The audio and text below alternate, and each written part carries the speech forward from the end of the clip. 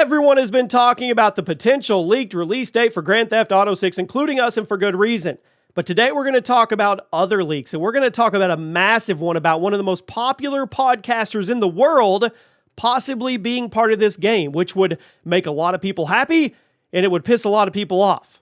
Now, it was recently reported that according to a leaked voice memo from CEO himself of Take-Two, GTA 6 will be revealed next month, and then officially released in October of 2024. You heard me right, officially. Now, this hasn't been officially confirmed, but a number of things regarding GTA 6 have also leaked in the last few weeks. So it's very possible that you missed these due to the massive bombshell of the reveal and the release dates. So today, we're going to go over all the recent GTA 6 leaks that don't have to do with the reveal or the release date, and you guys can let me know in the comments if you think these are legit, or are they going to sway you from buying the game at all? Let's be honest, probably not. Welcome to the channel, everybody. Chaos here. Without any further ado, make sure you're subscribed to the channel. Let's talk about the first leak. It's in regards to the in-game radio stations, which are always a big fan favorite, right? Every GTA game has a ton of in-game radio stations that are extremely well done and full of hours and hours of content, so you don't hear the same stuff more than once too often. Now, GTA games usually license a lot of music from popular artists to put on the radio stations. They'll even hire voice actors or popular radio disc jockeys to act as the in-game DJs. It's very immersive. Obviously, GTA 6 will be no different, but according to a recent leak, a very popular personality is going to be the host of one of these radio stations. According to these leaks that originated on Audio Visor, who claims to have been fed this information from a trusted source close to Rockstar Games. I do trusted source with air quotes, just so you know. One of the radio stations in GTA 6 will be hosted by none other than Joe Rogan. And the station will feature snippets of his podcast from throughout the years, as well as new content that basically serves as a parody of himself. Now, before we move on, guys, if you get anything from G2A.com, use code CHAOS. Get yourself some cash back. The link is at the top of the description. So, Joe Rogan. Now, this is probably going to be a very controversial take and leak because there are a lot of people that listen to Joe, and there's a lot of people on the other side that don't like Joe. I mean, now personally, I can absolutely believe that someone like Joe Rogan would be a parody in GTA 6. And knowing what I know about Joe Rogan, I think he would probably be 100% on board with portraying a parodied version of himself in the game. But certain parts of this report, it's a little murky. Now again, the report claims that Joe Rogan's podcast will be used in GTA 6 as is, meaning they're claiming that Rockstar is literally going to just rip parts of existing Joe Rogan episodes and put them on the radio for you to listen to. I don't think that's going to happen.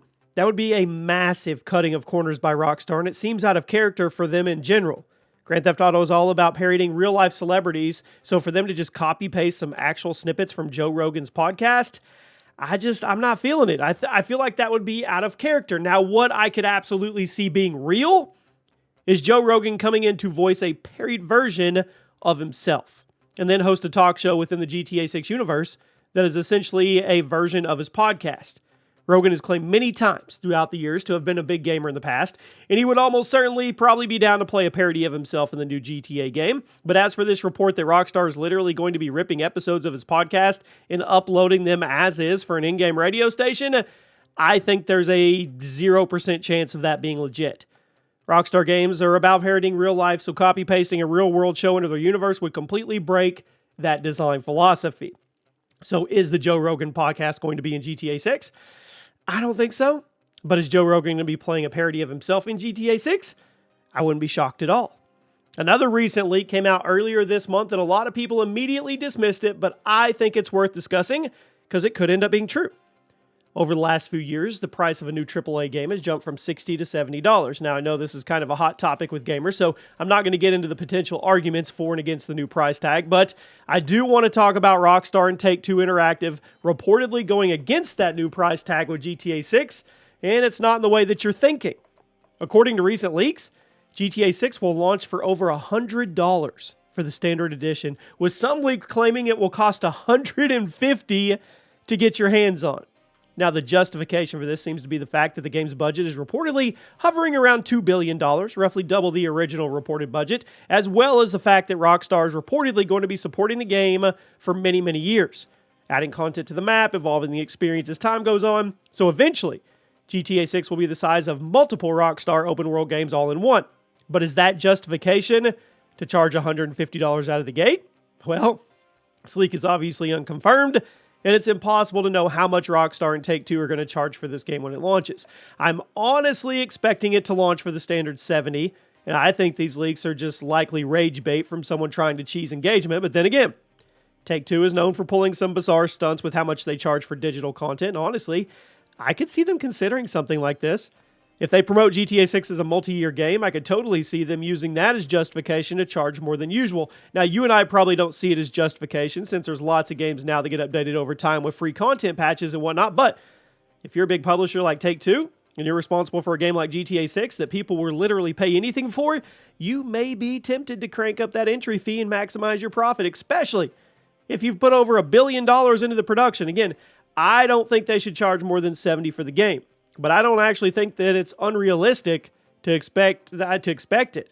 Remember, this is the same company that decided to re-release Red Dead Redemption for $50 with no multiplayer and no real performance enhancements from the 2010 version. This is also the same company that has pulled countless schemes with GTA Online's monetization. So don't be shocked at all if pre-orders go up for GTA 6 later this year and that price tag is above $70. Now, as for what you're getting for that entry fee, some previous GTA cast members have come out and started hyping the game, which seems to back up the leaks that a reveal is coming in October. Earlier in September, Ned Luke, the guy who played Michael in GTA 5, was asked on Instagram about GTA 6, to which he responded that it was going to be worth the wait. Now, it's unclear if Luke is actually involved in 6 in any official way, but given that the new game is being set in modern day, I would imagine that his character is going to have a cameo. It's pretty easy to believe that he has some kind of inside information about Rockstar, so the fact he's hyping up the new game, that means something. Some have pointed out that Luke making a comment like that would actually violate an NDA, but honestly, I don't think so. We know he's not going to be a main character, and it's not like he revealed an official information piece about GTA 6. I think he's just a fan of the series who's excited to see people see the next chapter, and that gets me excited for what he's seen. Now, the one piece of potential bad news today I want to go over, it's actually kind of in conflict with the recent leaked audio file that confirmed the release date and the reveal date. According to a number of inside sources, the strikes that have brought Hollywood to a complete grinding standstill, well, they may actually be extending into the gaming industry. If the gaming industry goes on strike, it could seriously slow down game development across the board, although likely not to the same extent that it's crippled Hollywood. In the movie industry, nothing happens without the help of writers and actors, so obviously if they both go on strike, nothing's getting done. But in the gaming industry, a lot of work can be done on the technical side without writers and actors. Now, granted, you're not going to finish any game without the writers and actors, but the point I'm getting at is if the strikes extend to the gaming industry, it's possible that doesn't affect GTA 6 at all, since most of the writing and acting is probably finished and the remainder of the work is on the technical side. I mean, things like polish, bug fixes, putting the finishing touches on gameplay mechanics. Then again, it's totally possible a writer or actor strike in the gaming industry could result in post-launch content plans getting pushed back and throwing a wrench in Take-Two's GTA 6 strategy. So at this point, I think it could go either way. If a gaming industry strike goes through, I could see it possibly affecting GTA 6's DLC plans, but ultimately, I think the reveal and the release dates are locked in. Take-Two is probably already committed to the various marketing strategies like billboards and advertisements, so they're going to make it work one way or another. You guys let me know what you think about it. What do you think about the Joe Rogan podcast? And I'll see you soon.